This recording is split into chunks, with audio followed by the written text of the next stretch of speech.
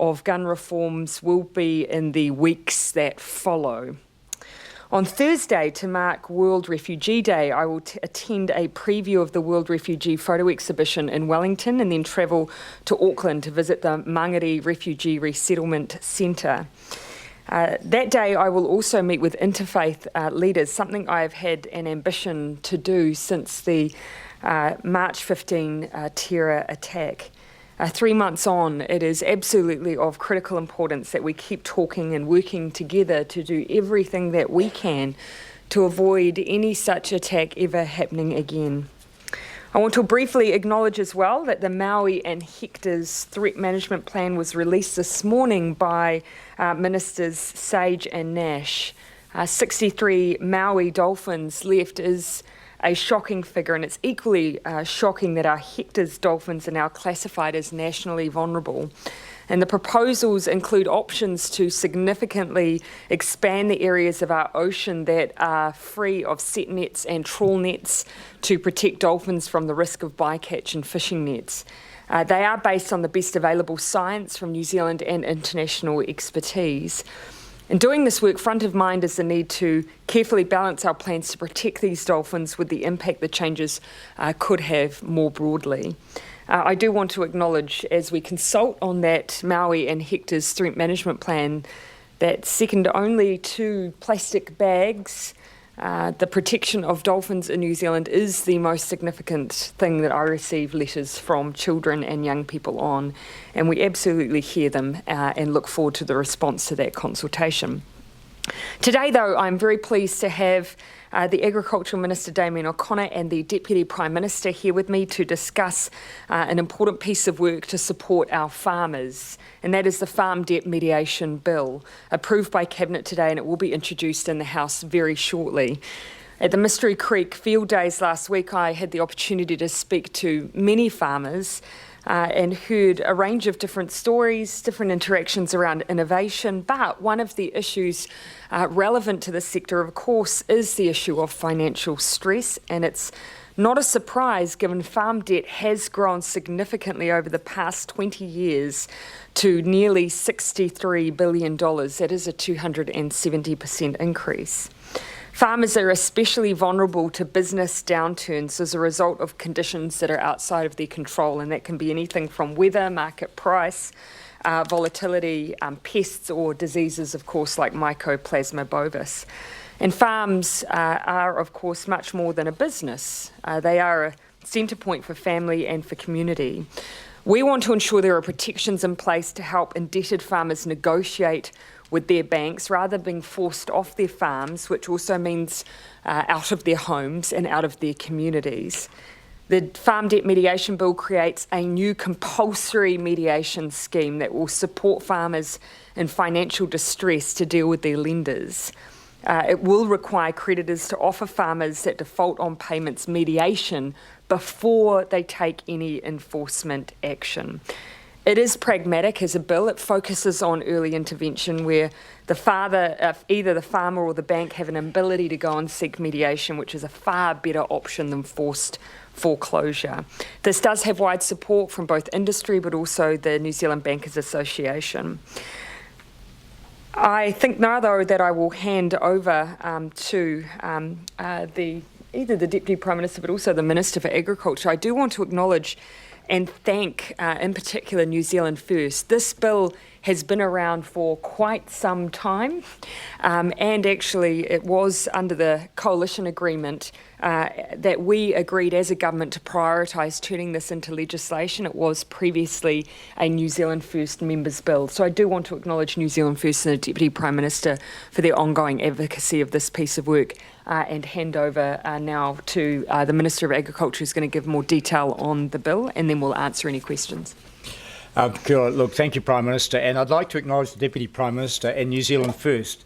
Their slick bit of footwork in the House allowed the introduction of a bill by Mark Patterson that gave rise to the opportunity through the Select Committee process to develop a bill that is, I guess, is better focused and we hope will be more effective. This is about introducing a scheme. It's not about designating to banks or to the farmers what will come from that. It's a process that ensures some balance and fairness for farmers in a situation where they would otherwise be powerless. Farm debt is quite complex. Farmers are subject to many variables outside of their control. They have multi-million-dollar debts. It is their home and their family, and what this bill does is set up a process that can be initiated by the bankers or by the farmers themselves. Sets a process in place. The Ministry for Primary Industries will oversee it. They will oversee the mediators who will be certified to participate in this process, and it will then allow for certificates that will determine the time frame for settlement. One of the things that farmers have faced is a prolonged process where they think the banks might be drawing it out.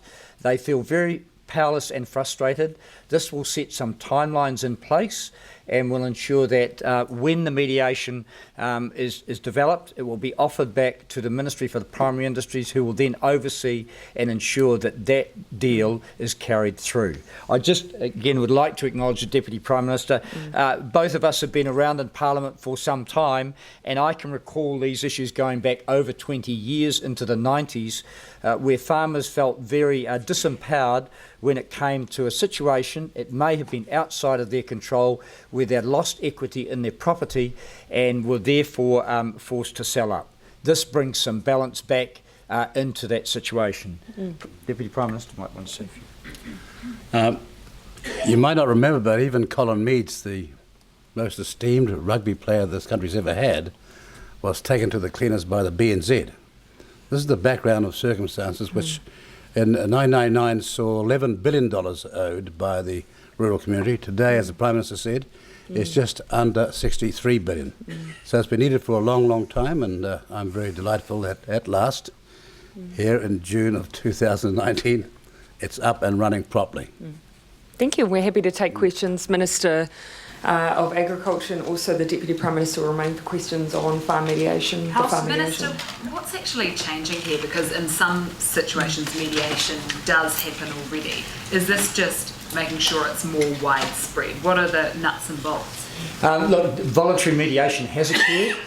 What this does is allow a farmer who may not be able to pay bills to then seek mediation, a stay of proceeding for 6 months, and then undertake a formal mediation process. The bank, if they think that that they're not going to receive their money, can then ask for mediation. If the farmer refuses to engage, the bank can proceed as it did. If the bank refuses to engage, then there's a 6-month stay of proceedings. So it brings some balance back into the equation. There'll be a list of 3 mediators put up by the bank. The farmer can choose which one of those 3 they would like to have, and then the process is underway for about 3 months. So it does keep things moving, but it does place some disciplines where those disciplines haven't always been there. I know of mediators who have intervened on behalf of farmers. It's still been a long and torturous process, and sometimes the outcome hasn't always been fair. This won't guarantee that farmers walk away from their debt at all. It won't guarantee that that the bank misses out on what they're entitled to, but it does put in place a fair process. Why is it something necessary for the government to intervene in? Look, these are people who are at the core of our economy. They often have large multi-million-dollar debts, and many conditions are outside of their control. Some of these farmers have in the past been able to keep paying their bills, but their equity has slipped through circumstances beyond their control, and the bank steps in an arbitrary way, they think.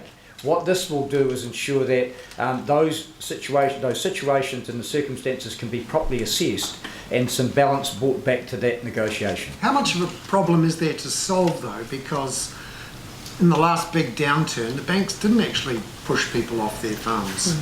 Can I say, I acknowledge the banks, there's been a bit of pressure on, they haven't been intervening, but you're a government here that's focused on well-being.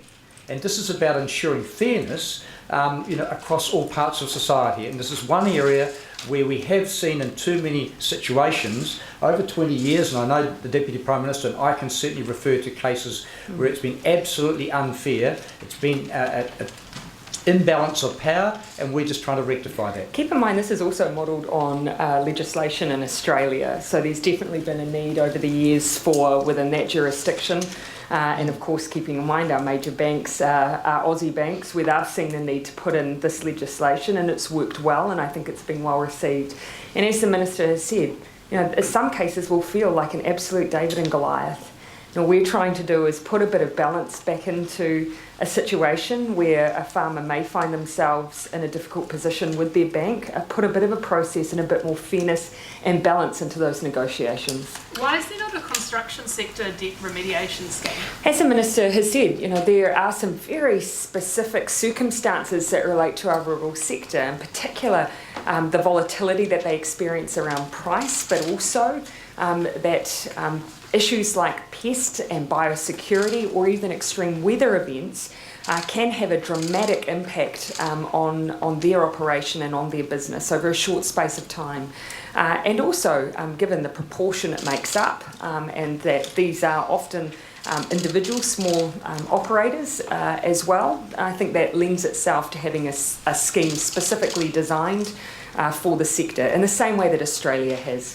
Federated Farmers and the Bankers Association say that the Reserve Bank's doubling of capital requirements has already started to make farm debt much more stressful for farmers because banks are not passing on the recent cut in interest rates and being much more aggressive about saying pay back your debt. So isn't it sort of pointless if you've got your own Reserve Bank putting the squeeze on the banks who are squeezing the farmers before anyone else? I think the important point to make there, of course, would be that those are ultimately decisions and matters for the Reserve Bank, and that those decisions haven't been finalised. So I'd be loath to comment on them until they have. Do you think that the Reserve Bank should be doubling capital requirements because it looks like farmers are going to pay the price? Those are matters for the Reserve Bank. Why has farm debt grown by 270% over the last 20 years? I mean, much of the farm debt has been accumulated through development of land, conversions, but more recently it's been because the payouts from the major dairy companies have been down. Farmers have financed some of their income through debt. It's got to a situation where the banks have been signalling that they want to see that debt paid down. It's a fair enough call. But as I said before, some of the circumstances in the past have been where farmers are cash positive, but the equity has changed and the banks have decided to arbitrarily intervene. We're just ensuring that if those circumstances change, then there is a fair process that they have to adhere to, and that brings some balance to the equation. So why should farmers get special treatment when they've taken a risk and knew the problems with the weather and various other things, and the banks took a risk?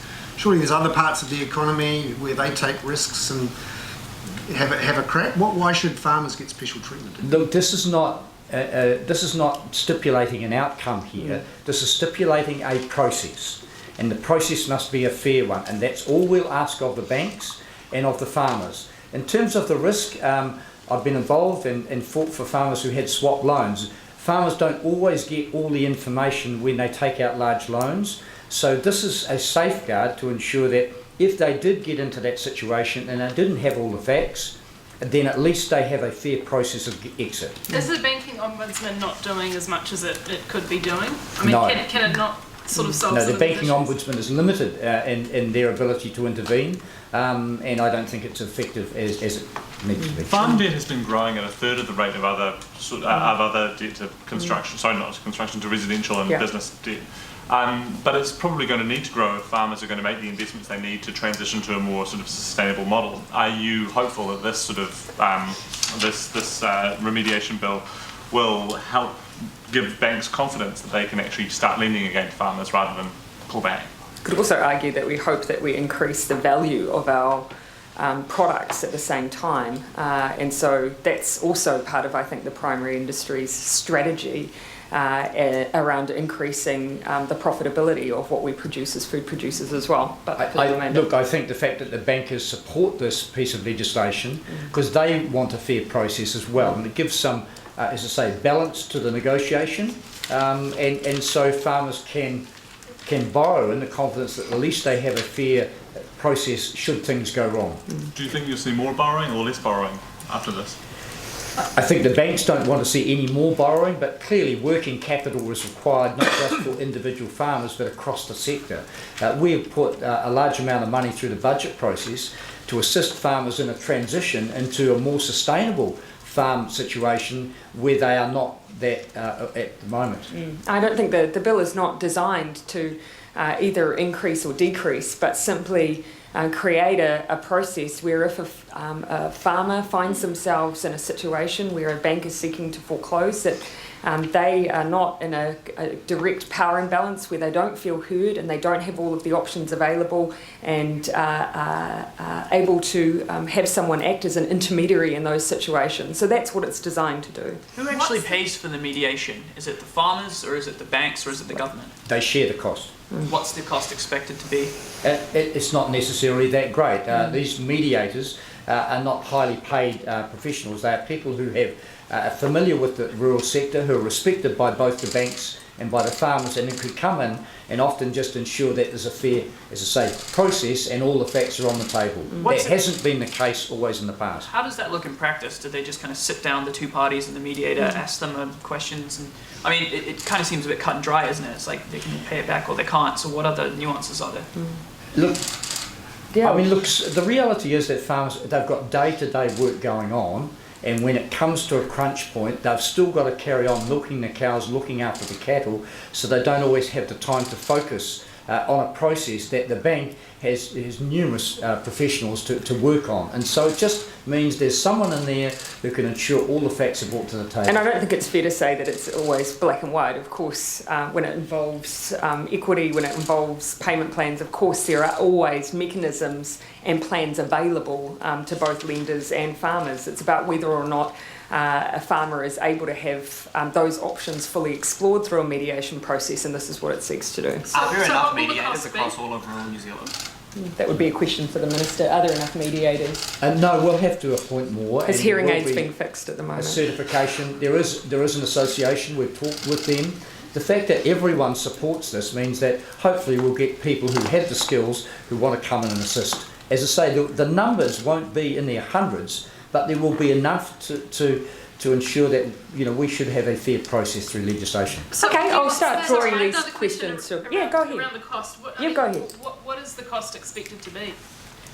Of an individual mediation or of the overall program? Of the overall program over, say, a year, the cost of hiring these mediators, setting the whole thing up? Again, it's a cost that's shared by those who enter into mediation. We could get some figures to you. I don't have those to hand. And what's the time frame for it going through the House as well? We're looking for it to be introduced. My expectation is in this session of Parliament. Could I just say this? You've asked a question about why farmers. Well, $45.7 billion as at the last record of exports is rather critical to this economy. Second, it's not like a urban mortgagee sale, where, as sad as it might be, the issues are very simple. With farming, it could be a question of the equity doesn't look like it was under the mortgage. However, the capacity to pay the mortgage is still there. And the bank can still move on that. And those sorts of things need to be stopped. And so there's a whole range of reasons why it should be there. As the Minister of Agriculture has said, if the farmers and the bankers want it, what's the problem? A bit of social responsibility from capitalism is a very good thing. Sorry, That sounds like a familiar speech I've heard before. We'll take the last one, Henry. Minister Peters, you were just talking about responsible capitalism. Do you want to comment at all on the ANZ news out today? We're going to keep the front in just a debt mediation, but Deputy Prime Minister, before I move into the rest of post-cap. Well, I could probably say this, Prime Minister, if you allow me. Oh, go ahead. Henry wouldn't have it any other way. I don't think your paper quite understands what it's going to write about. Sorry, There we go. All right, well, I'll move on to... On debt? Sorry, go ahead. Last question. Is this process of reassurance for farmers that could potentially find themselves in a position given the transition to our low carbon, low emissions economy? No, I wouldn't see it as directly linked to any of the policy work that we're having to do, but rather a mechanism for any circumstances that may amount to a situation where a farmer and their lender ends up in a dispute around foreclosure. This gives them the ability to have a mediated process regardless of the circumstances that have led to that. And at this point, of course, most of those foreclosures won't be at all relevant to the issue of transitioning our economy and emissions in agriculture, for instance. Okay, thank you both. All right, happy to take questions. Prime Minister, are you concerned about David Hisco's departure from ANZ? Oh, obviously, this is an employment matter. It's a matter for ANZ. I was advised of the situation and the decision this morning. But again, as I say, it's really ultimately a matter for ANZ and an employment matter. Does this sort of thing undermine consumer confidence in the banking sector? I think actually, regardless of which sector we operate in, the private sector, politics, there are expectations around our behaviour, regardless of what field we work in. And I think it is our duty to constantly try and uphold those. The chair of the bank blamed the recent capital issue, not the CEO issues, the recent issues around capital adequacy on a junior staffer. What do you make of that? Sorry, do you want to explain? Sorry, the issues recently that yes. ANZ have run into around. I see. Yes. He blamed it on a junior staffer. What do you make of that? Again, that wouldn't be a matter for me. Only ANZ can know whether or not that is in fact the case. Just on the vaccines and I will come to you. We'll just pan across. Yeah. just on the vaccines in Northland, that we now know that there were enough to cover everyone under 20 available for purchase. Whether or not the government was advised at the time, or in November, that was an option, are you okay with the advice you were given at the time? Yeah. Look, as far as I can establish, of course, the advice we were given around an outbreak did occur in November. And that was the point at which additional vaccination was sought in order to try and protect that population, acknowledging, of course, that has been successful, that the one very sad case we've had was actually for a child that was not old enough to be vaccinated under that program.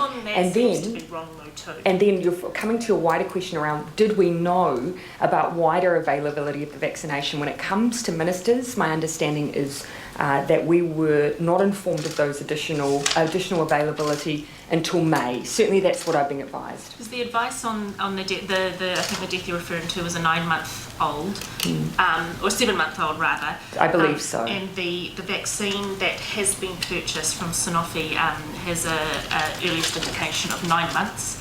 The other vaccine that was not purchased actually does go down to 6 weeks, although the advice that was given to the government did say a year, but MedSafe, the NHS and I think the FDA all say that is able to be used on infants at 6 weeks old. That's just simply a level of detail around the medical advice on the vaccination, and again, it's a pretty big detail. It is, but look, and if you wanted to give me a bit of an advance notice that you wanted detail on that, we could have happily sought some advice, but I just don't have that in front of me to answer that question. Without that, just the herd immunity argument, I mean, there's no way that the government could guarantee I think the most get it from a sort of a 5 to a 12. The most important thing here, of course, is that we do rely on expert clinical advice from doctors as to how we respond when we have an outbreak and how we respond when there is a limitation around the availability of the vaccine, keeping in mind Australia was experiencing an outbreak at the same time. And so the advice that we received, which was then acted on, was target those who are more likely to contract the strain of meningococcal we were dealing with, and that's exactly what happened. But that doesn't seem to be the advice the Ministry of Health received. So are you happy with the advice the Ministry of Health gave to the government? Are you disputing the vaccines that were available to Pharmac at the time? Again, we were advised in May that there may have been more vaccine available. It's not clear to me from what I've seen that even when Pharmac was advised that whether or not that was available vaccination, because of course there were multiple calls from multiple countries on what was available from the drug companies. But again, that's something I'd want to get a bit more detail on. The information seems to show that there were 30,000 available or 20,000 available, depending on which company that you went with. Are you concerned about the information that Pharmac passed on to the Minister? If we now know that... What I want to be clear is that that what I've been advised is simply that that stock was available within the company. It's not entirely clear to me whether or not that was available to New Zealand, given Australia at the same time had demands on stock too. All I can say is that when it came to ministers, we were advised of that in May. The outbreak was in November. Pfizer, I think, has emailed probably... Again, keeping in mind the outcome of this ultimately was that we followed the advice of clinicians, and that by and large, with the exception of a very sad case where they were, as I understand, outside of the immunisation advice because of their age, that by and large it worked. Are too many Māori babies being taken from their mothers? You'll be referring to the specific case that we've had recently on involving Ngāti Kahungunu. I'm talking about that, but also more widely. Well, I do want to speak specifically to that case because we do have different responses. Oranga Tamariki have been working for some time to improve the care of children who are currently with Oranga Tamariki because they are disproportionately Māori. And the ultimate goal has to be in reducing the number of children who are in state care. And so the first thing to say there is that this last budget we have invested more in early intervention to try and prevent children from being uplifted in the first place. Secondly, when we have situations where there are concerns around child safety, we have, for instance, successfully had Oranga Tamariki, it was SIFS then, enter an arrangement with Waikato Tainui, where they're working in partnership with them to now support whānau who may be at risk of having a child uplifted to prevent uplift. So from what we've seen with Ngāti Kahungunu, the agreement has been out of the weekend hui that was held, that first there'll be an individual review of the case that has been brought to light in recent days, conducted by the chief social worker, but also someone nominated by Ngāti Kahungunu. Secondly, that work will now occur between Oranga Tamariki and iwi to see if we can form a similar arrangement to try and prevent children coming into care in the first place. So is that to say that, yes, too many Māori babies are being taken from mothers? There are two things that are happening too often in this country. Too many children are having to come into state care, and too many children are being harmed. We want to end both. We want a situation where children are safe and able to stay in their homes with their family and their loved ones. But the sad reality is at the moment that we have too much of both, and ultimately it is about trying to prevent uplift, but it's also about trying to prevent harm. How much do you think that institutionalised racism and unconscious bias plays a part in this? Calvin Davis said this morning that that's rampant across the whole community. It's not a government agency thing only. Well, I think that if you look at the massive reform process that Oranga Tamariki's gone through only recently, they have acknowledged, of course, just in the sheer numbers. I mean, when you look at the number of children in state care, 70% of the children who required care and 80% of the children who are in youth justice custody were Māori. And so the numbers tell us a story. Now, we're going through the process at the moment, it started under the last government, of fundamentally changing the way that Oranga Tamariki are working. They are working much more collaboratively with iwi and trying to find solutions that try and prevent children from being removed from family, and if they are, placing them with wider family. But actually the investment in this organisation is ongoing, and the work that needs to be done is ongoing. They're not perfect, but ultimately they're charged with keeping families safe, and we need to support them to do that, but we also need to bring in other partners, and that includes iwi to help them do that job. Because Calvin Davis says as part of his job as Crown Māori Relations Minister, it is to eliminate this unconscious bias across government departments. Is that kind of like a nice thing, but really is it practical that a minister's going to be able to achieve that across government departments? Well, look, it's a big job, but no big job I think is easily achieved. Ultimately though, as I say, the numbers tell a story.